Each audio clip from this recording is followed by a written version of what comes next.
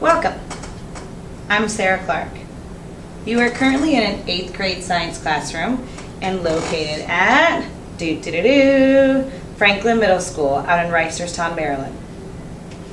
I've been lucky enough to be here for 7 years. In fact, my entire teaching career. And in that time, I've taken on student council advisor for the last 5 years, and I'm also a grade level manager, and I've been that for the last 3 years. Now, thinking about a leader and the qualities of myself as a leader, I actually looked at how I am in my classroom and that I have the ability to do student council advising and also the grade level manager. In each of those positions, I am a leader, but in a different way. And I started to look at a common thread between them. And one thing that I noticed is that no matter if it's in my classroom, no matter if I'm working with kids in a grade level manager setting, or if I am working with my student council kids, I find that I'm really enthusiastic. In fact, I'd like to say I'm a cheerleader no matter what I do. I also thought about, in my classroom especially, how I'm a really good listener, but also very patient at the same time. In fact, one of the things that I like to instill in my kids is to be nicer than necessary.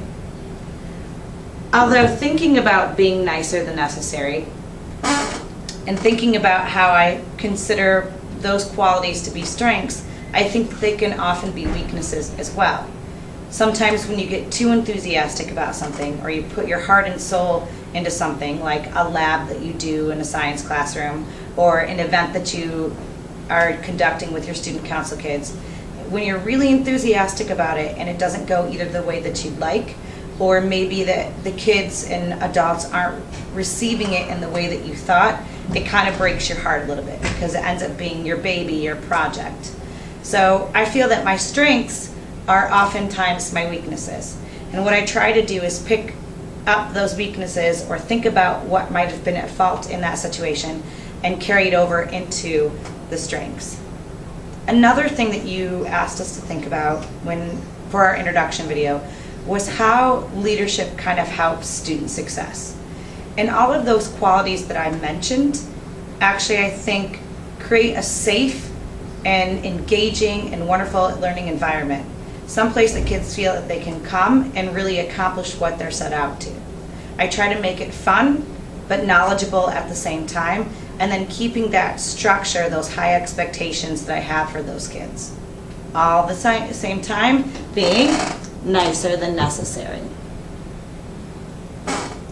I also feel that structure within the school, not just in your classroom, is another way to help kids feel safe, want to come to school, and to keep moving forward and what our expectations are for them, either being career ready as soon as they get out of high school or being college bound. So our expectations, our knowledge, our learning structures are all helping them get there. I hope you enjoyed my introduction video, and I look forward to not only sharing with you some of my ideas of what's a good role model and what's a good leader, but also learning from you and taking that back into my own role as a teacher, as a student council advisor, and as a grade level manager. Thank you for stopping by.